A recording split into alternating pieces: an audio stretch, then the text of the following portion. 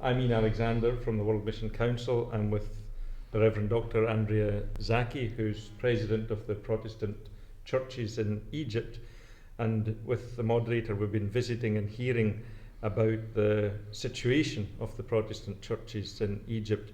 And it would be great if you could tell us a little more from your perspective as president of the Protestant churches, where you feel the churches are in relation to the political and social situation in Egypt today, Dr. Andrea. Thank you very much. It was a great pleasure to meet with the moderator of Scotland, of the Church of Scotland, as well as my colleagues and friends. Situation is very critical, actually. If I go very briefly to the beginning of the revolution in January 2011, as Christians, we participated strongly in this revolution, but the response of the churches was a little bit slow.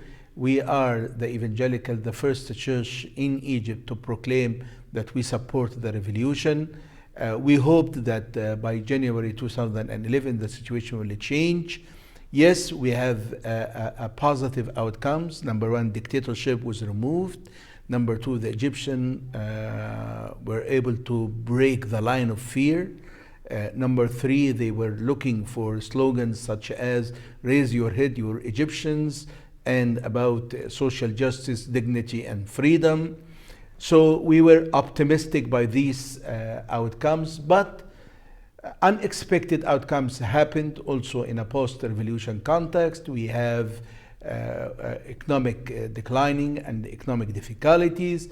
We have insecurity. Egypt used to be a secure country. You can walk in the midnight everywhere. Insecurity, robbing people, kidnapping, robbing cars, and whatever. Foreign policy confusions. People saw that by demonstrations they can change everything. We have also religious tensions, cutting an ear of the Coptic in Upper Egypt, or burning some of the churches.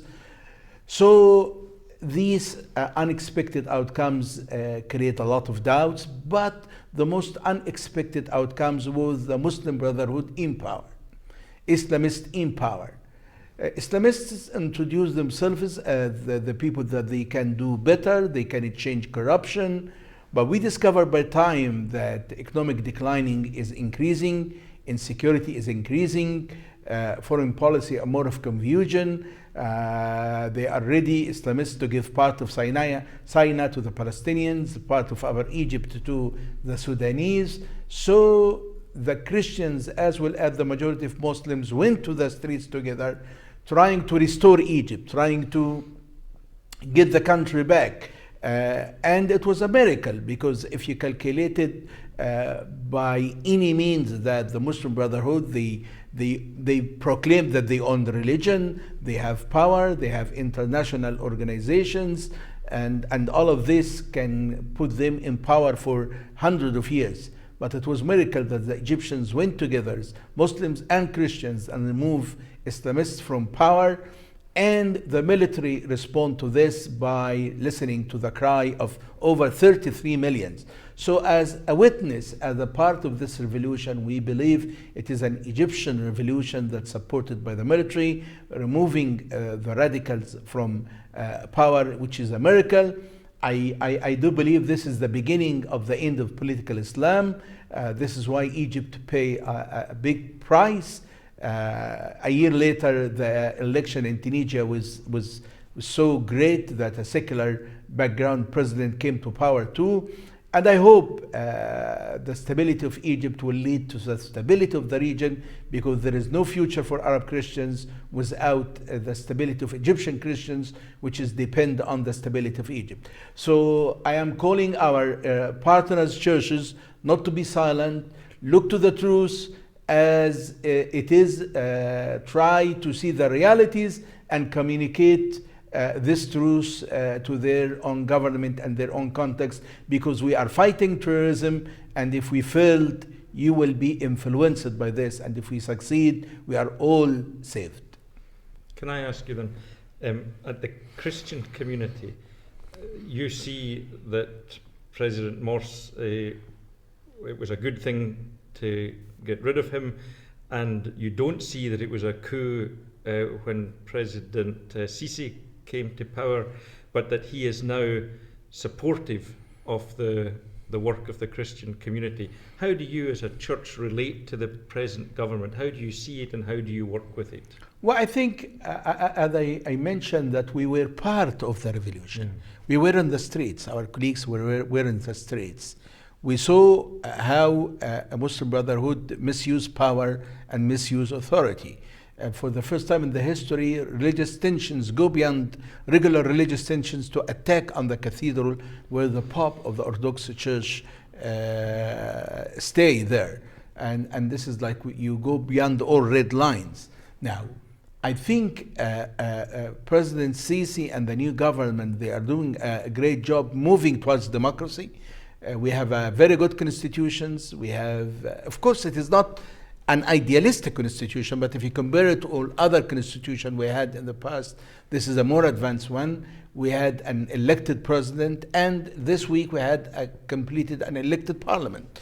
So the roadmap is accomplished, and I think we see President Sisi spoke several times about religious discourse renewal, spoke about citizenship, spoke about equality, spoke about religious revolution. He said for the first time that we are Muslims, we are not only the people that we will own heaven. Heaven is not limited to us. So such an statement, it's promote tolerance, promote pluralism, promote a concept of inclusion, not exclusion. So I think we are supportive, but also we are critical to the regime. Sometimes we spoke about justice for all. Sometimes we spoke about people behind the bars innocent people behind the bars should be set free. So also we spoke about balance between fighting terrorism and measurement of human rights. So we are very supportive but critical too. And as a minority, 1.5 million Protestants, 10 million or so Orthodox, Coptic Orthodox, in a 90 million population.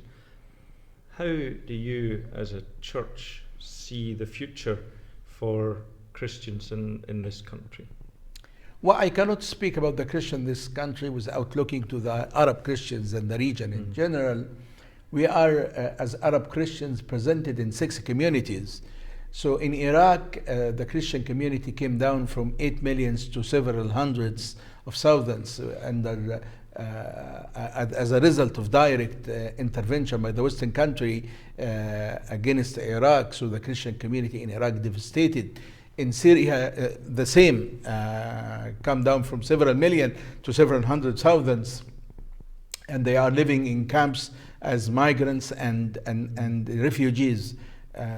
Situation in Palestinian, very complicated. They became, the Christians, less than 1% of the populations, facing double persecutions from Islamic radicals as well as from Jewish radicals too.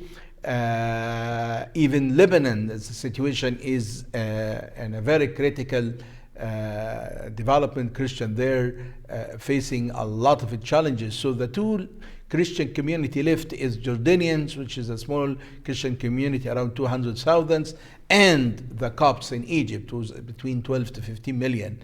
The Copts are the cornerstone at the moment for the whole Arab Christians, and if this community becomes stable, then probably the rest of Christians community in the Middle East will be influenced by this. But the stability of the Copts in Egypt will not happen without the stability of Egypt.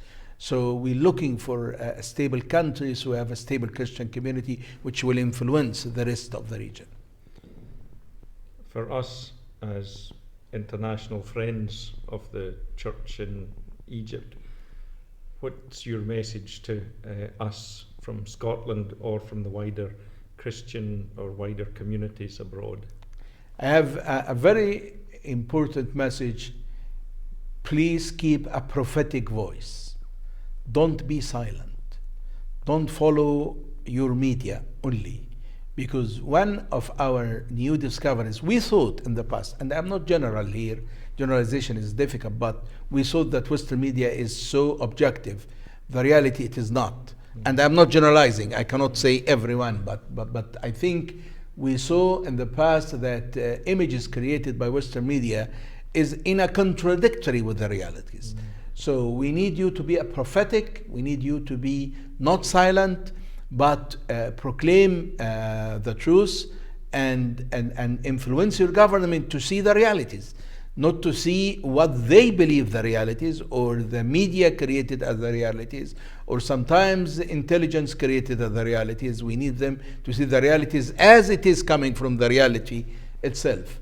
Number two, I think support countries who fight terrorism, because now the whole issue of refugees, it is not only influencing our region but also influencing Europe, and you can test how it looks like. So influence your governments to look for peace in the Middle East, for coexistence, and this also will influence you too. So, and thirdly, of course, I think with this situation of refugees, economic development and assistance will be very helpful. So this is the three messages that I communicate with the church and our friends in the West.